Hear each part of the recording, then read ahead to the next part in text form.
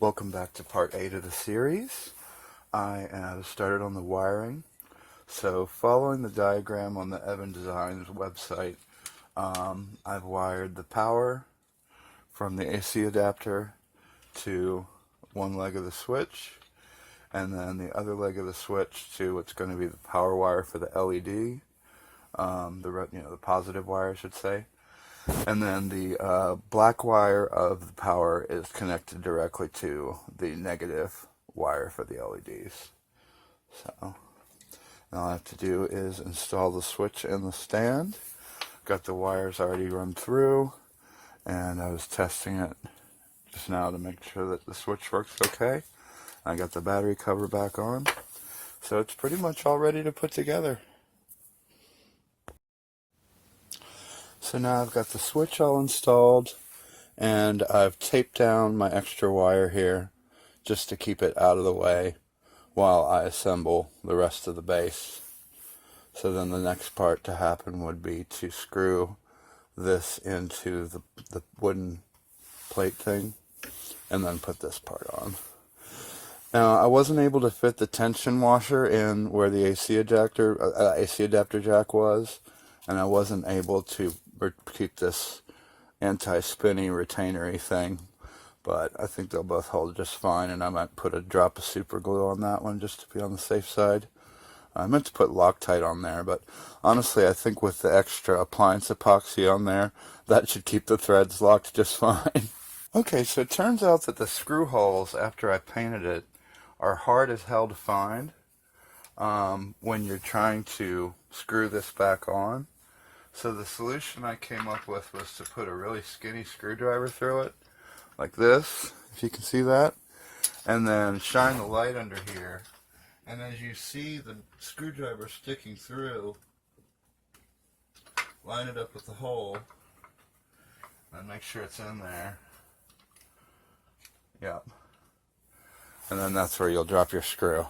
So the stand's finally assembled, all put together and solid. Now I'm just going to hook up power to it one more time just to make sure everything's working like it's supposed to.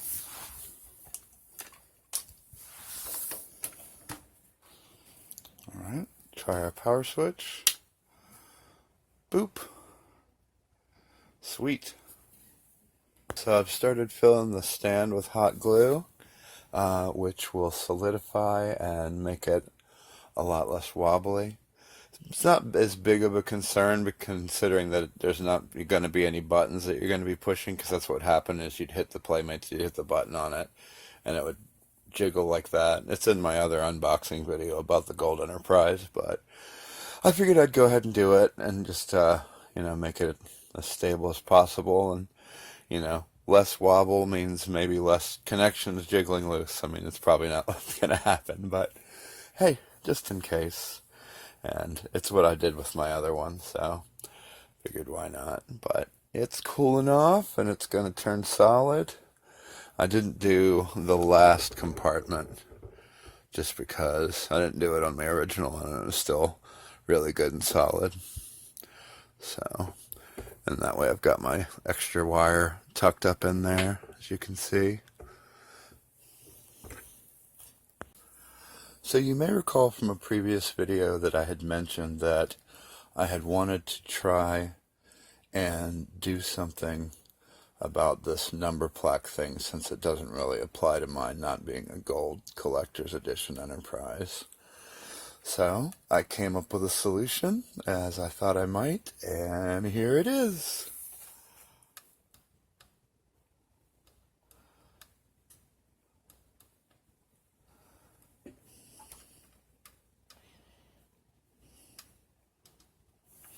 So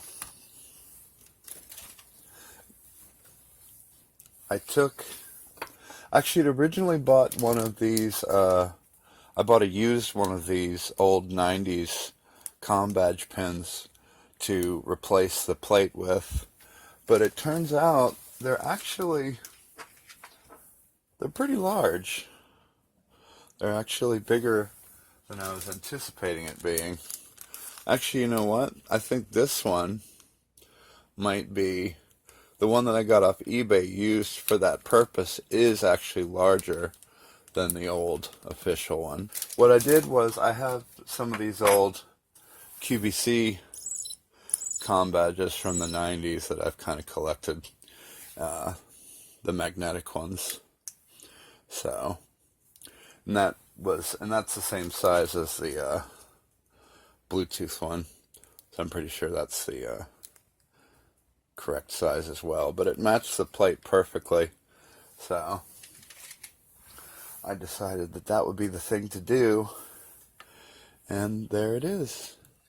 And really the stand is pretty much done. I put little felt feet on there.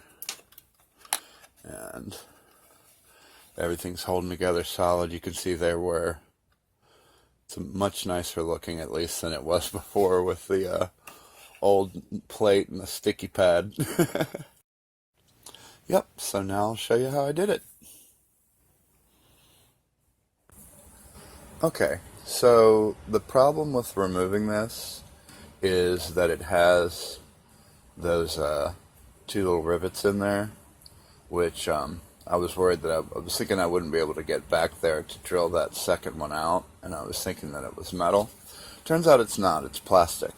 But what I tried was, I have these little sticky discs that came with some of my magnets, and I tried sticking this directly over this, which it actually fits perfectly. But the problem is, if you see it from the side, especially with the plastic, with the adhesive disc in there, it just looked super janky. There you go. So that's literally what it looked like, which, you know, is okay, but I was kind of worried it was going to fall off, and it just looks stupid. So I decided I was going to go ahead and try to get this thing off anyway, and I actually did it after the stand was assembled, which was pretty scary. But what I did was I took my skinny drill. You can see little indentations where the rivety things are.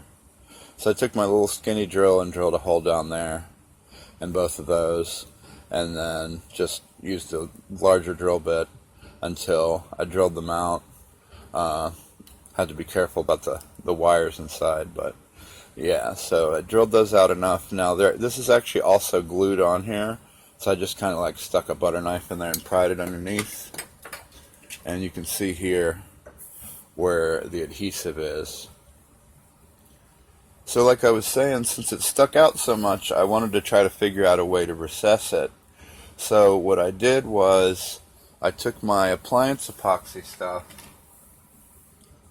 and I slapped it all over the magnet in this rounded area liberally, and then I took my stand and I plopped this exactly where I wanted it, and then that left a big black circle right there, and then I used that to drill in the center of the circle, and then again progressively larger and larger bits until now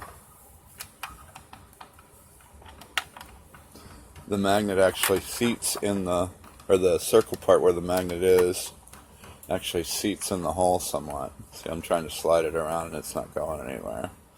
So I'm either going to drill this hole bigger, which I don't want to do, in order to incorporate all of that. I don't even think I have a bit that big. Most likely I'm just going to go ahead and epoxy it in there, and I think that's going to look just, pop it back in. I think that's going to look just fine. So my epoxy says it takes 5 minutes to set, so I had a wacky idea for helping to hold it in place, the communicator badge. Now you're not supposed to hot glue these neodymium magnets, but I'm going to try it on a low heat and see how it goes. Okay, so I've got the magnet covered up. I don't know if I mentioned it before, but I marked it on one side in Sharpie so I could make sure that the correct side was facing out, so that way in case it flipped while I was putting in the hole, I could make sure it was pointing the right way. and that still sticks. So I'm sure it'll stay on there long enough for me to do the epoxy thing. And then I should be good to go.